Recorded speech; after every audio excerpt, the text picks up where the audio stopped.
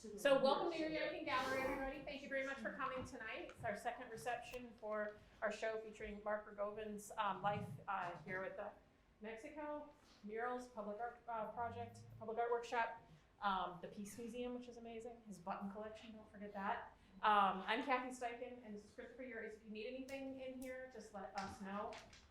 We're trying to keep masks on for safety during the programs, and if you want anything to eat, please, you can take it outside, but there's all kinds of stuff down here. The bathroom is right there, the one door that doesn't say private on it. So let us know if you need anything, and we turn it over to Mark's widow partner, Melanie Rogovin, to introduce Melanie.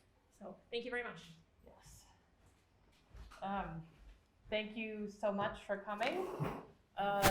We wanted to just say a word before we started about the show, and for those of you who haven't had a chance to take a look, first of all, wanted to thank the Yuri Eichen Gallery for hosting us. This is the third event we've had. We've been pleased to have visitors in between the three events. So I think we've had probably about 100 visitors or more. And this has really been quite an accomplishment to share Mark's life in a way that I think I could not have imagined, and it's something that has been very important to me as his wife. I have sought to share his life, and this has been an important way to do that. Mark was someone who documented and promoted art and activism of people of color and activists, and put others forward, and was a champion for labor history and artists and art and activists of all kinds. And I think the thing that we tried to do was to show how he did that in his own special way, because people who do that need to be championed in their own right, and his special way of supporting people of color and artists and activists are special, and I wanted to celebrate his work. Alexis Ellers is the curator of this show, and I'm deeply grateful for the work that she does and did in this show in particular, and continues to do to help me share Mark's work with the world. So thank you very much, Alexis, and she's here today.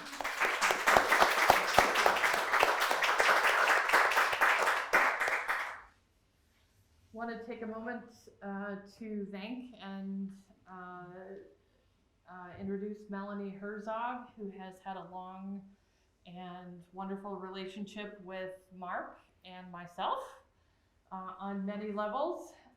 She is a professor emerita of art history at Druid College in Madison, Wisconsin, and a senior lecturer in African American Studies from University of Madison, Wisconsin, or University of Wisconsin-Madison. That's the least interesting part of what she does. She is an art activist. She is an expert on Elizabeth Catlett and Elizabeth Catlett's work. And she also has written a book on Milton Rogovin and Milton Rogovin's work as a photographer and artist. But she has known and worked with Mark in many ways and is familiar deeply with Mark's work in murals, and is going to talk to us today about Mark's work in Mexico and how that influenced his work here in Chicago in murals, and how his training in Mexico influenced his work. So thank you, Melanie, and I'll leave it to you.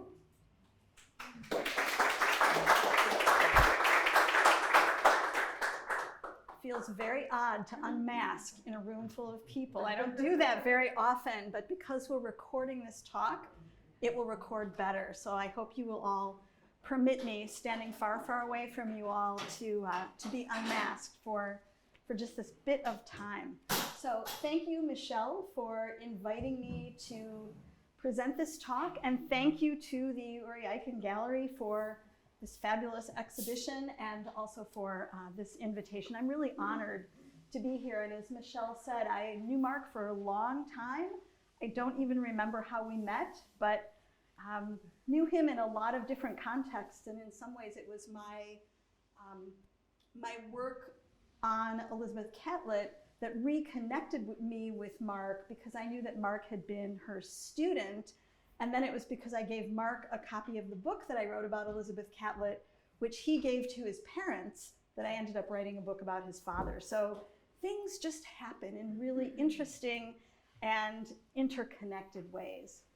So what I want to talk about here this evening is Mark's time in Mexico. He spent several summers in Mexico during the 1960s. As you know, he was studying with Elizabeth Catlett, and he was also working with the muralist David Alfaro Siqueiros on the March of Humanity on Earth and Towards the Cosmos, which was Siqueiros' last and largest mural. And that's where you see him here in probably around 1968. He was in Mexico for several summers during the 60s, but then I know he went back to photograph the finished mural, and so I'm sure he made quite a few trips back to Mexico, and I probably don't even know all about all of them.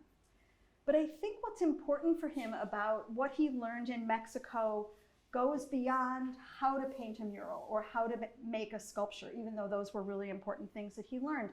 I think that what was also important to him was learning about education and learning about mentorship and what it meant to prepare young artists to do activist art, to make art for the people, to think about art as part of larger movements of resistance and liberation and changing the world and making the world a more just place, right? Those are the bigger lessons that he certainly already knew when he went to Mexico, but I think that his learning was deepened from the time that he spent with Catlett and Siqueiros. It was Elizabeth Catlett, as part of her characteristic generosity and mentorship, who introduced Mark to Siqueiros, making his experience with Siqueiros possible. And I think this was so crucial to his development, as Michelle said, as a public artist, a teacher, and a mentor here in Chicago and beyond. So that's what I want to talk about here. So here are these two individuals who we're focusing on. And I'll be talking a fair amount about Elizabeth Catlett and about David Alfaro Siqueiros, because I feel like it's important to kind of think about their work in the broader context of what they were doing in Mexico. So here's what Mark had to say about this experience. And this is from his extensive interview with Rebecca Zorak, and I know some of you were here when she spoke a month ago. I was here as well in the audience. So look online for her interview with Mark, because it's absolutely fabulous.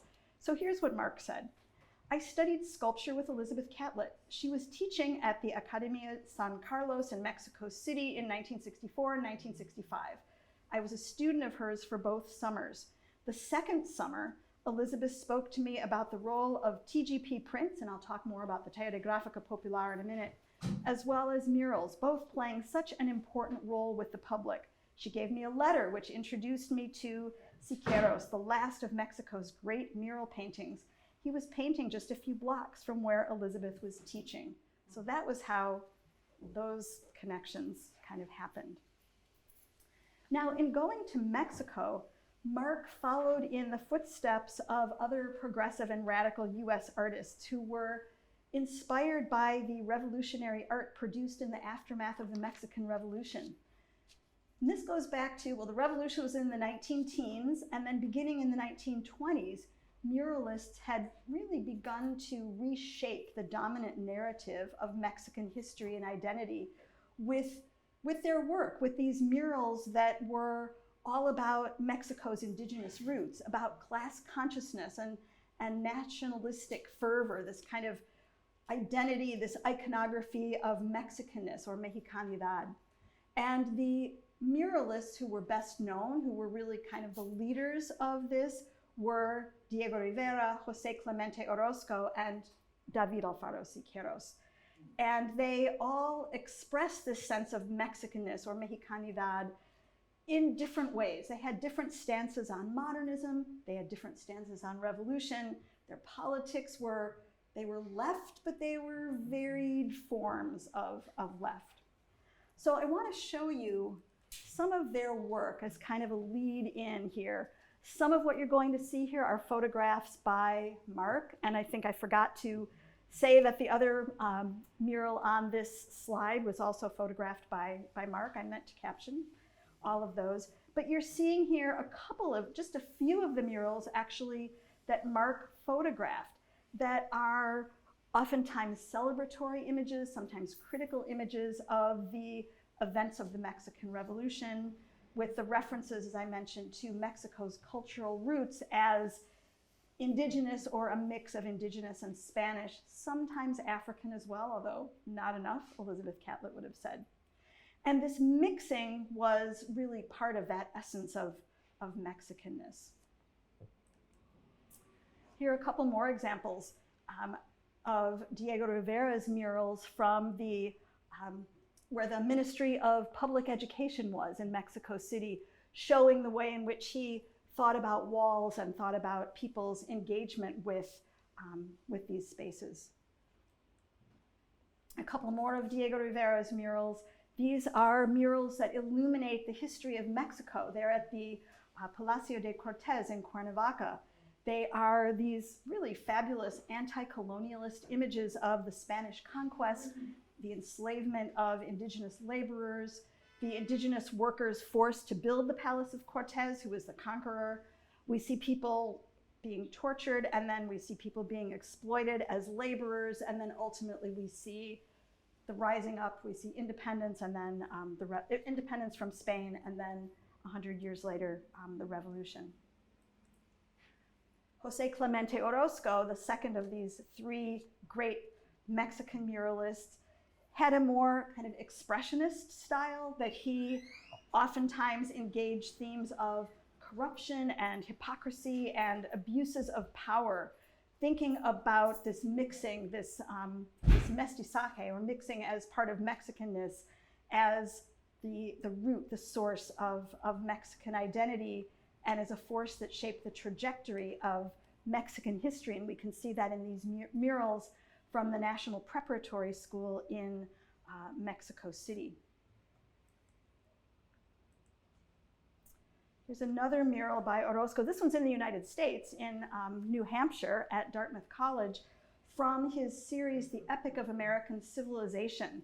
And this is Gods of the Modern World, where Orozco recentered the history of the Americas in indigenous cultures, not in European cultures, and thinking about this history really being grounded in the trauma of colonialism and conquest. And I'm showing you these because I think you'll see these kinds of images both in the mural that Mark worked on in Mexico with Siqueiros, and also, if you're familiar with his work in Chicago, you see these kinds of images as well as these approaches to image making playing out in the work that he did here. So he learned a lot from what he saw in Mexico, not just with Siqueiros, but as he traveled and made these photographs as well. So this mural, again, evokes the violence of the birth of modernity, and I think it's really indicting modern institutions of education for their indifference to the traumas of the modern world.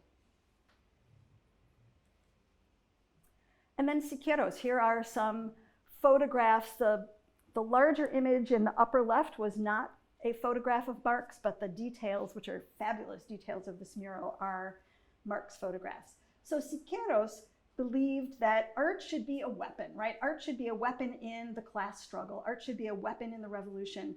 So it needed to be legible to a broad audience.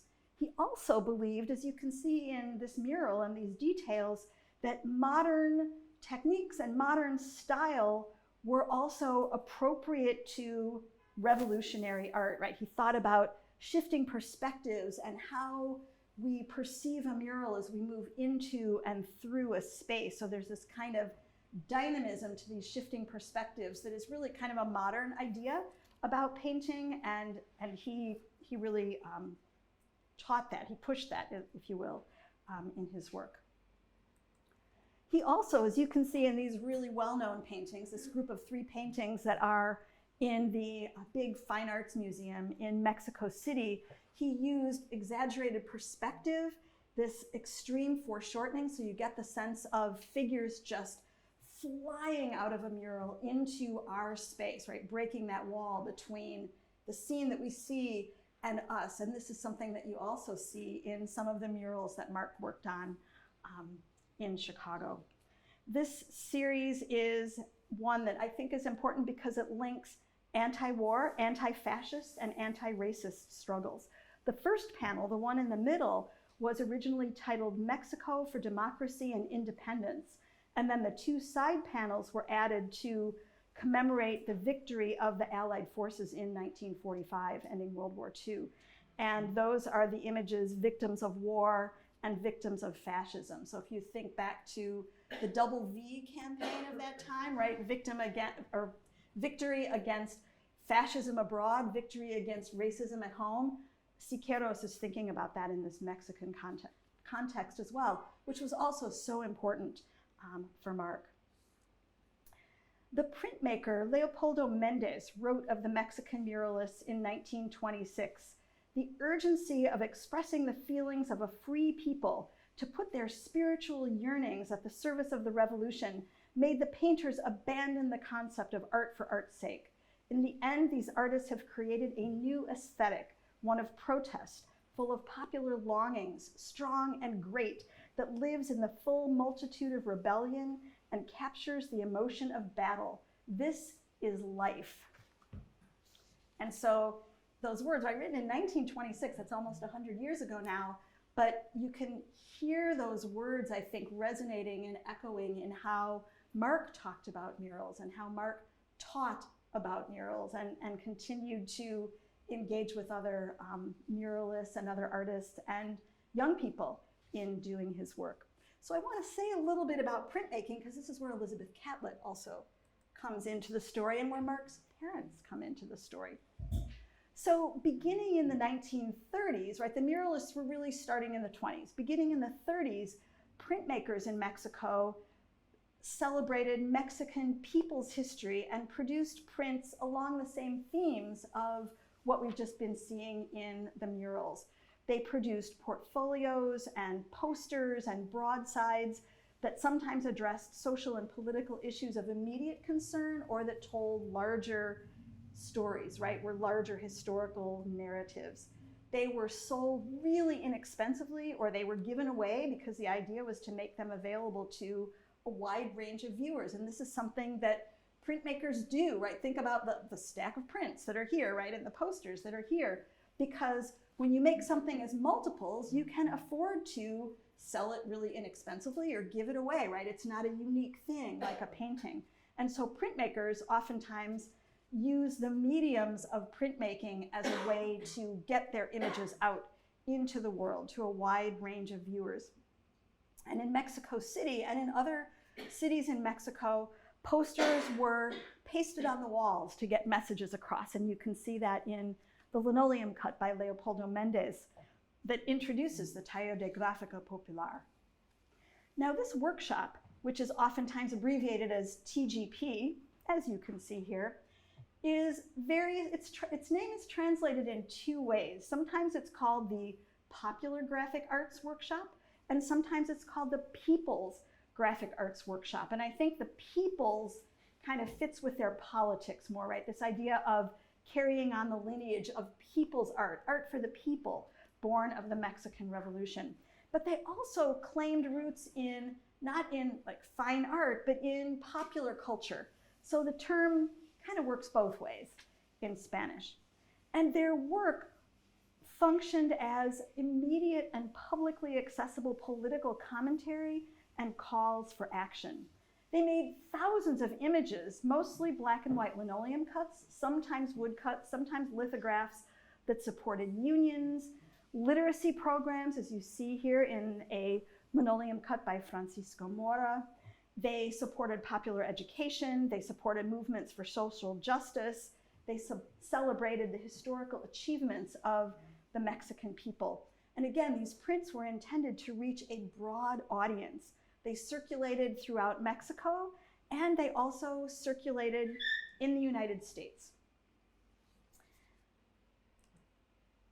One of the things that the TGP focused on in its early years was the growing menace of fascism in Mexico and Europe. And it seems like this is a timely moment in which we should be thinking about what did it look like when artists addressed the growing menace of fascism, right? Because this movement had been growing rapidly in Mexico during the 1930s, right? It wasn't just in Europe, it was in Mexico, it was here, it was in other places.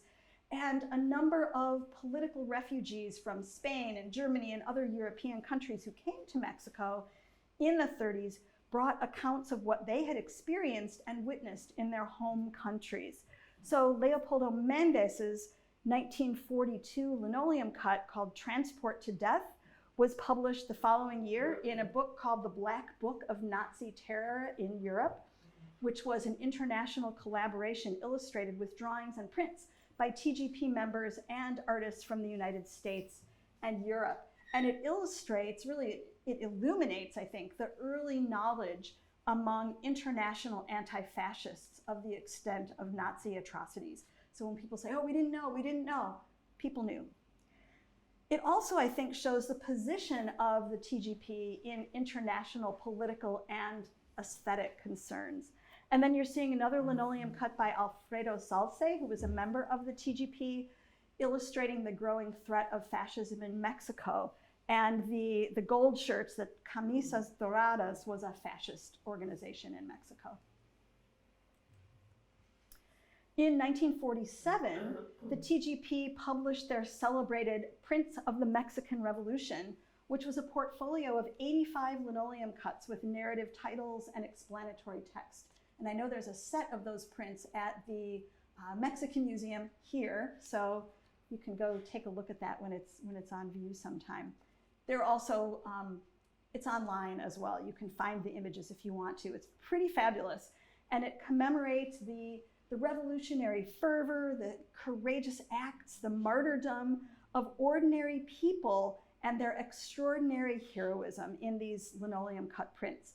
A lot of the images are taken from well-known photographic images, like the image of Mexican President Isidoro Ocampo, or he's the artist, sorry, the Mexican President Francisco Madero arriving in Mexico City at the National Palace.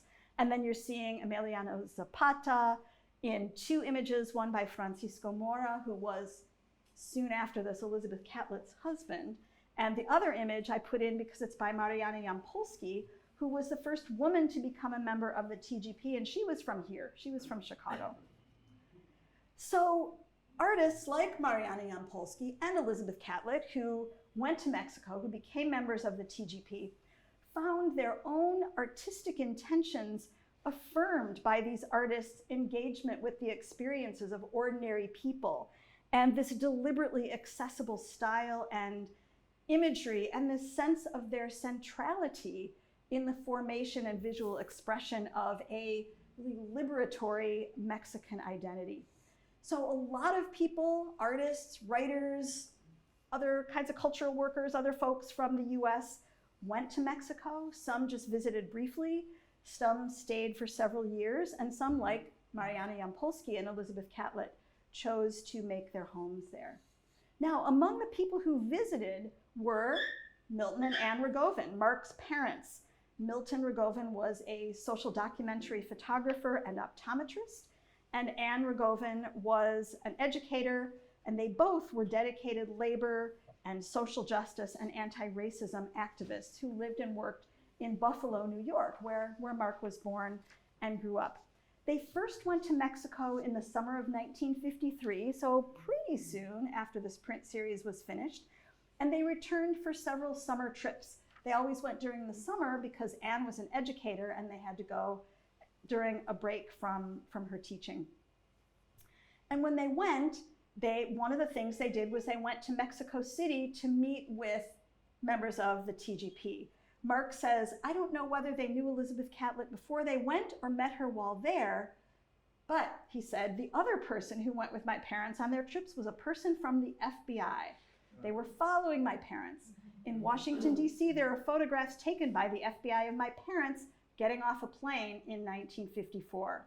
And then Mark continued, what my parents would do is they would go and spend time with artists like Raul Anguiano.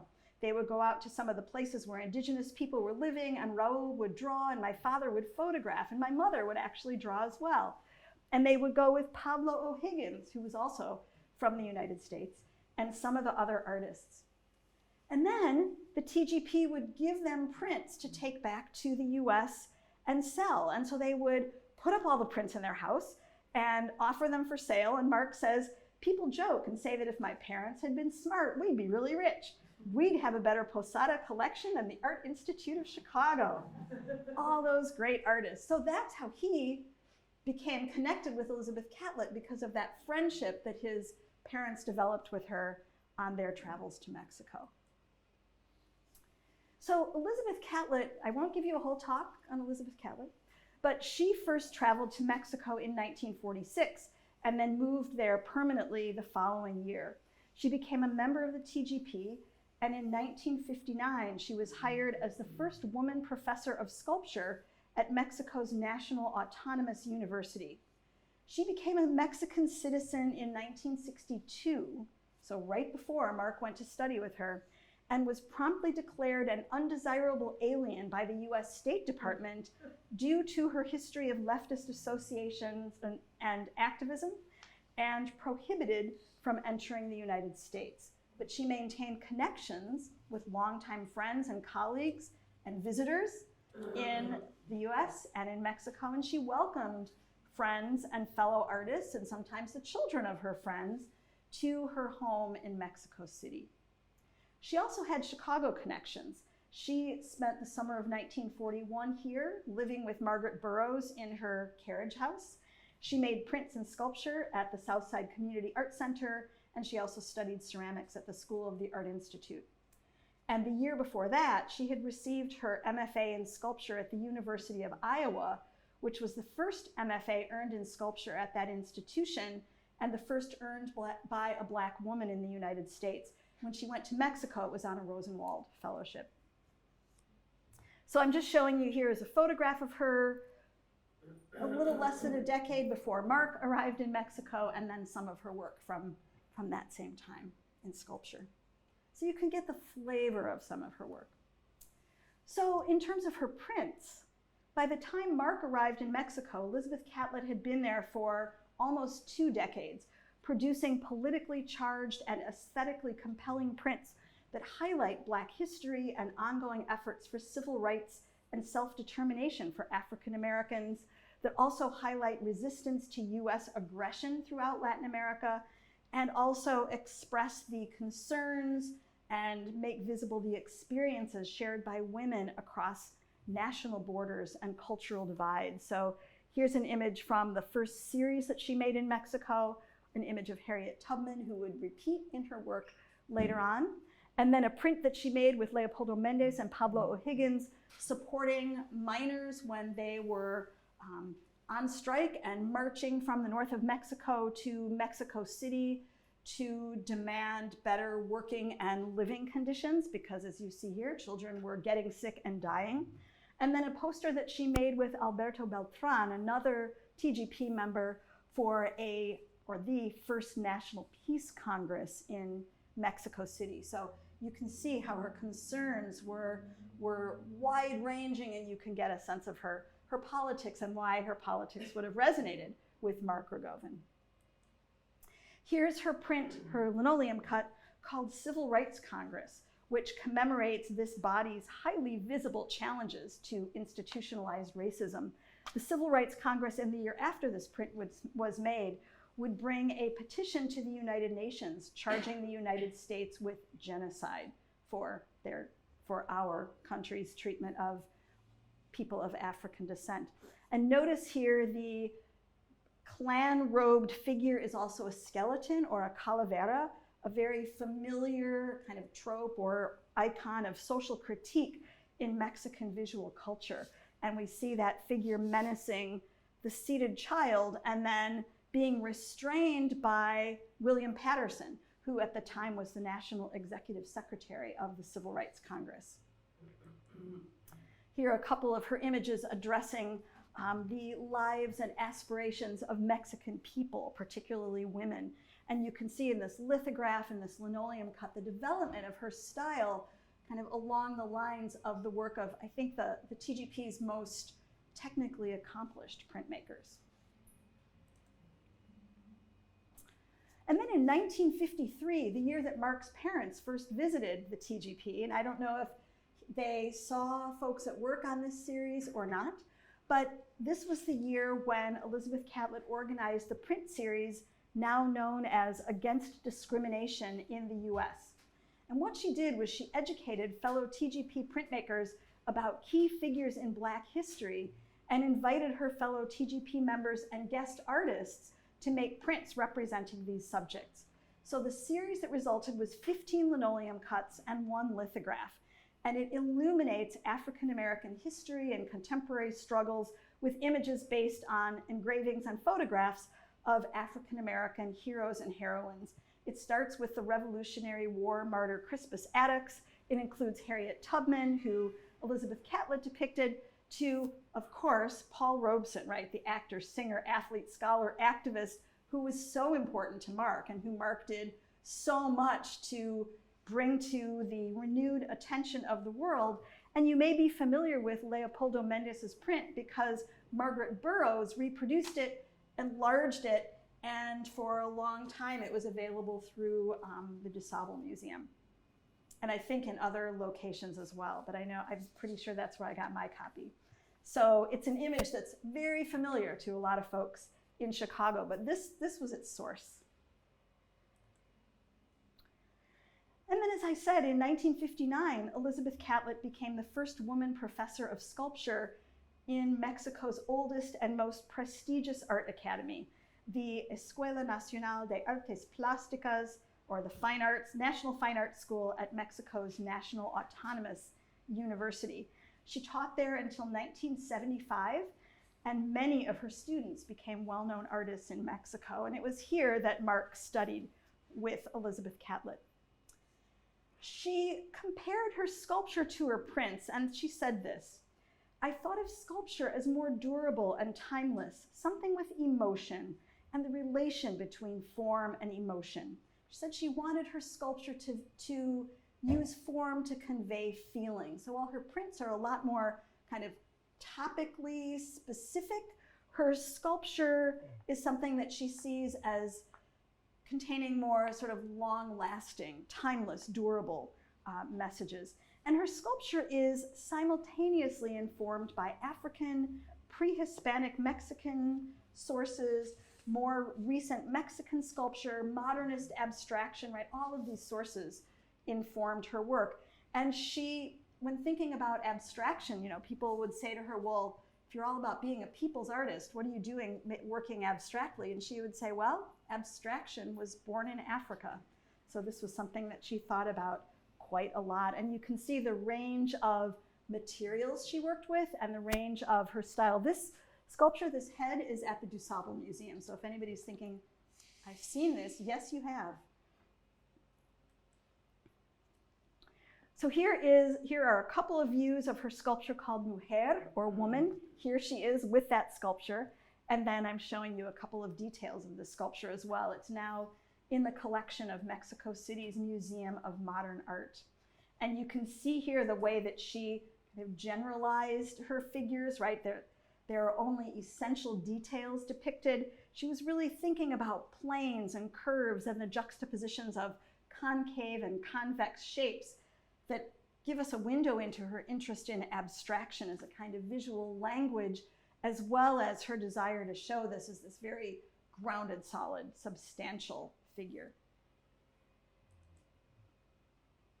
So that piece was from the time when Mark was in Mexico, and I know I'm jumping to a little bit later, but I think in terms of kind of the ideas that were circulating that she and Mark would have talked about, it makes sense to venture a little bit later, even to 1970 or so, when we look at her work. And this is because, I think this is important because her fusion of aesthetic concerns and the messages of her work made hers really one of the primary women's voices of the Black arts movement. And even though she wasn't allowed to travel to the United States, from her vantage point in Mexico, she shared with revolutionary Black artists here what she had learned in Mexico about art as a form of solidarity activism.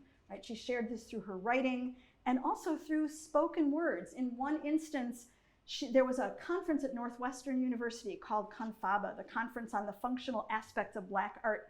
She wasn't allowed to come because the State Department wouldn't let her into the United States.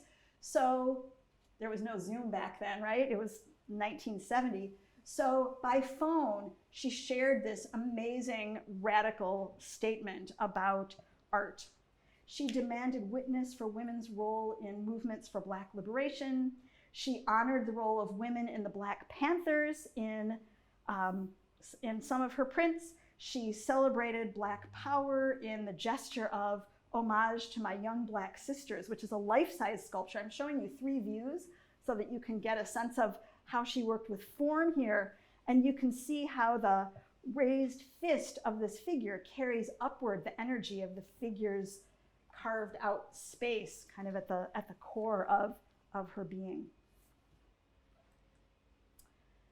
In several works from this time, she also decried, condemned the violence and police brutality that was so deeply affecting urban Black communities in the United States.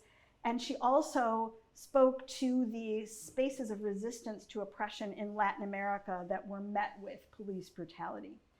In Target, you see here that she repurposed an earlier sculpture by adding a rifle sight when she cast this clay sculpture in bronze, and then this is how it was exhibited in 1970 and afterwards.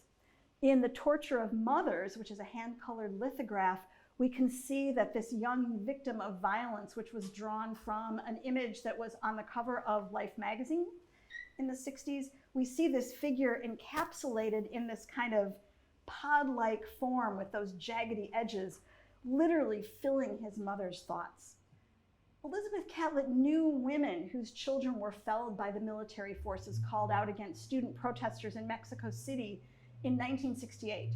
She also knew mothers and identified with mothers in the United States who lived in fear that their young Black sons would be next. And she identified with women in Latin America whose children were disappeared by US-supported government forces that opposed their people's liberation movements. In terms of those demonstrations in Mexico City, her own sons had taken part in those demonstrations.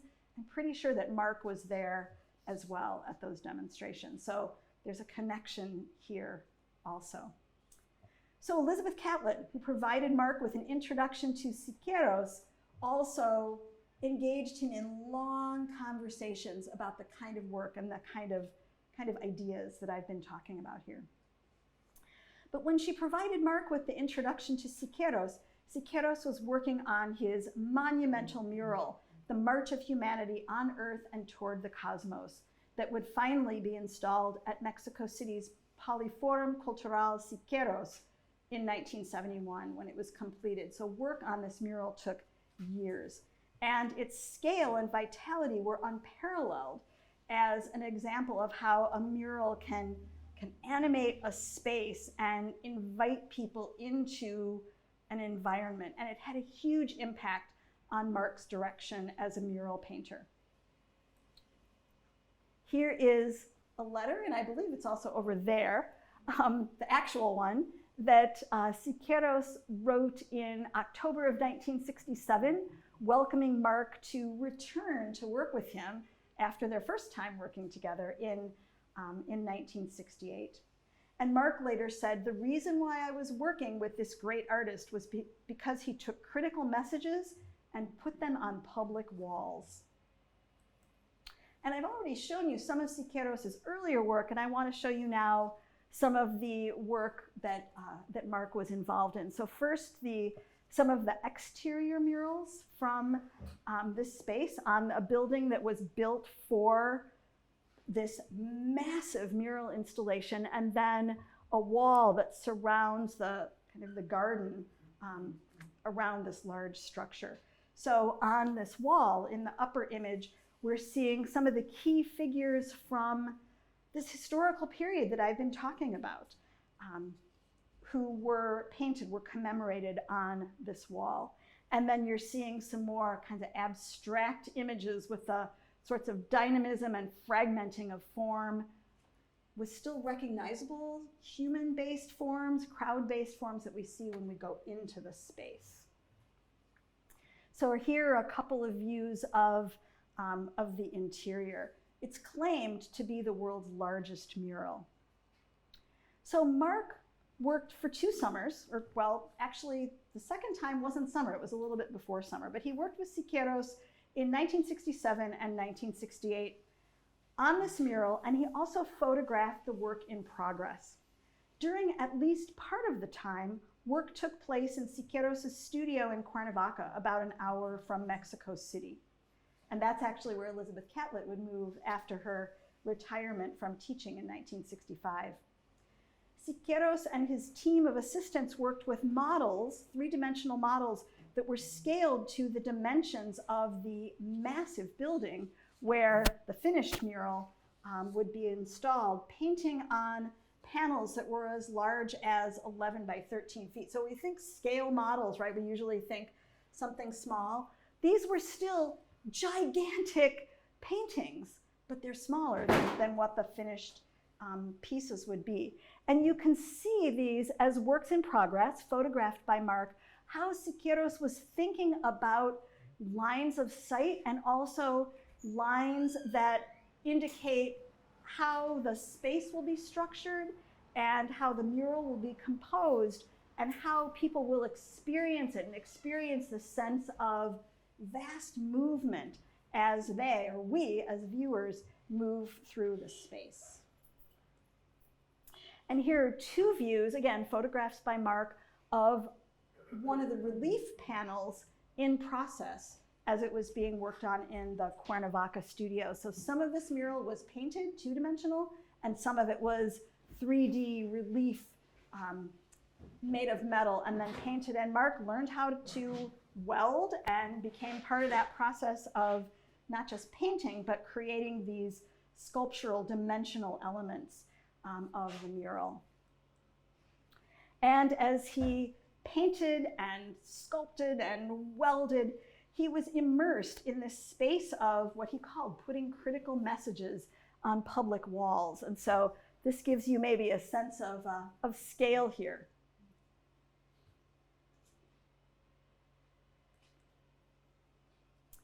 Here's some more photographs of Siqueiros painting here. He used brushes, he sprayed paint, he used all different methods of applying his paint to the walls.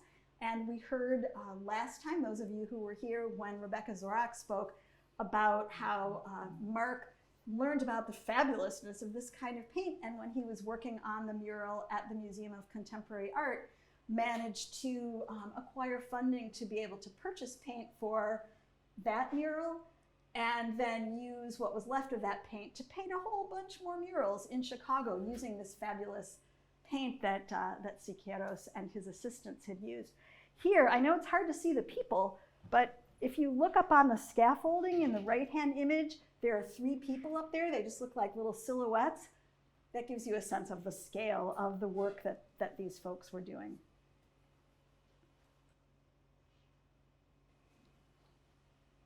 These are photographs of the interior walls, similar to some of what I've already been showing you. I don't know exactly what year these photographs were made, but I do know that Mark returned to photograph the finished mural and the building that was constructed to house it. And we can see again in these finished elements how Siqueiros used the gesture of an arm or a figure's posture or the interconnections of multiple figures or a row of heads to signal the direction of a line, to signal movement, to direct our attention, to structure how the mural as a whole conveys its message. Really important lessons for Mark, and we see the evidence of that in work that's on view here in this gallery. And then a couple more details. You saw the image on the right in progress, and if you look at the bottom, you might be able to see it's a little bit dark, but there are some people standing there, again, to give you a sense of the scale of what we're seeing. And some views of the exterior as well, still under construction. So Mark's time in Mexico with Siqueiros and with Catlett, I think, reinforced what he already knew about the educative potential of art and murals' potential for expressing radical solidarity.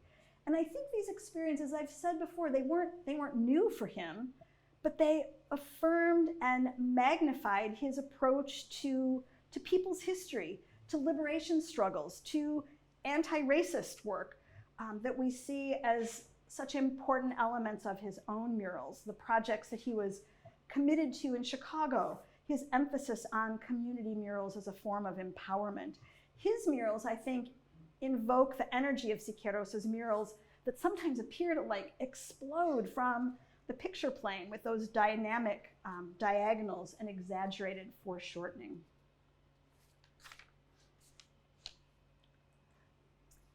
So Mark arrived in Chicago. I'm not going to show you a lot of what he did in Chicago because Rebecca talked about some of that, and it's also in this very exhibit. But just to kind of bring this to Chicago, he arrived here soon after completing his work with Siqueiros. It was 1968. It was also 2 days after the Democratic Convention. What a time to arrive in Chicago. He came here to go to graduate school at the Art Institute, which he said he didn't really like because he said his teacher's interests didn't align with his own, but he soon found a place to live in South Shore. And he told Rebecca Zorak this. He said, while I was at the Art Institute, I would take a bus back and forth from the Art Institute to South Shore, and son of a bitch, I'm looking out the window, there's Bill Walker and the Wall of Respect at 43rd Street as I was heading towards South Shore. So I just jumped off the bus and had a little bit of conversation with Bill, and our conversation kept on going for many, many years, because that's what Mark was like. And as he had in Mexico, right, you've seen his photographs of murals in Mexico, he started to document murals here. He documented the painting of the Wall of Respect and also the Wall of Truth across the street, and then he documented other murals in Chicago. And he had a really good Nikon camera and a tripod that he said was important because he wanted to get really good, clear images and details, where as a muralist, he understood it was important to see the brush strokes and all those kind of details, or what he called the ingredients of the mural. And then when he graduated from the Art Institute, he moved to the West Side, where he was a founder of the Public Art Workshop in a storefront just a couple blocks from where he lived. And as we know from so much of what's on view here, the Public Art Workshop became a neighborhood focal point and housed a resource center that featured documentation of murals in Mexico and throughout the world, so that people could come and learn about these murals. And Mark thought about this community. He thought about his place in this community, the community he wanted to serve with this mural center. He says, it was a 100% Black community except for me. And I mean, the community used to be Ukrainian and Jewish, and then as the landlords let the properties go in terms of repairs, it became a Black community. We wanted to serve the community, and we had a broader community that we wanted to serve. So they worked with, he and the other folks at the Public Art Workshop worked with an elementary school across the street that had lost their art program, and he developed art classes, art projects there. He wanted to do things there and throughout other neighborhoods as well. He talked to Rebecca Zorach about a program that he started in photography for people who were deaf at another school, where they converted a basement into a darkroom. And he also, of course, worked with a number of groups to produce murals. He talks about the mural workshop as the place where the peace mural was done. And he talks about all the beautiful movement of the young people that was photographed there. He said, we learned a lot working with those programs, all those programs. And when we look at murals like Break the Grip of the Absentee Landlord, right, painted in the neighborhood, we can see some of those elements of exaggeration and sight lines and gesture directing how we look and how we see the mural and read its narrative that he would have been immersed in at Siqueiros' workshop. He says that while they were working on this mural, and subsequently, he says, we developed the concept of portable panel murals, and we developed in the mural manual, step-by-step guidelines for how to do the portable panel pieces and be able to move them from site to site. He says we also wrote the book, The Mural Manual. And here's his story of this. He says, when we walked in the door for the public art workshop, within 6 months, I started getting calls from old friends saying, well, you have to develop a manual. So we wrote a first edition, and we had 2,000 copies. We hand typed the thing. We did all the drawings ourselves, all the photography, all the layout. It was printed by a small progressive press in Buffalo. And the moment it arrived to us, I sent off 12 copies to publishers. He says, we didn't hear a thing for a year, and then Beacon Press of Boston wrote. They said, this is not at all what we published, but we want to publish this. And they published 12,000 copies. So that's how that book got out into the world. And he was also, of course, instrumental in publishing Silhouette Murals, the how-to guide to paint murals that can so easily involve community members with varying level of abilities and interests. He also, and I think this is something he kind of didn't learn in Mexico, but had affirmed for him, reinforced for him in Mexico, the idea of spreading that knowledge around. He said of the mural manual, people took bunches of them to Nicaragua. I sent half a box to Cuba, but mainly we sold them around the US. We had developed a thing called Mural Resources, and it was a 4-page, sometimes 6-page flyer where we offered books, booklets, and reproduced pieces for people. This was the beginning of the whole renaissance of murals. So any book that I found on Siqueiros, I would buy 6 or 8 copies, and then he would share those around. And it was really important to him that he could get these resources out to folks. He said, when I would get a few of a resource, I would call a few people, and then this is so Mark, he says, and then without permission, of course, I would Xerox articles and get them out and used. So it served a valuable role, right? It was all about getting the information out that needed to be there, and getting the images out, and getting the ideas out. So in Chicago, then, Mark carried on the transformative approach to mural painting in which he was immersed in Mexico with Siqueiros. He also carried on Catlett's commitment to education and mentorship, sharing knowledge, sharing resources in Chicago and beyond.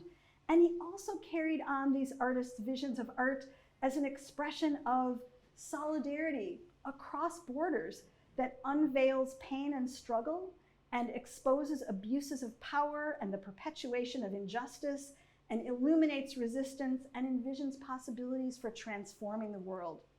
Elizabeth Catlett said in 1975, art cannot effect this change, but it can raise consciousness of the necessities and the possibilities of doing so. And I think that Mark was key to raising that consciousness through his own art and through his own work. Thank you.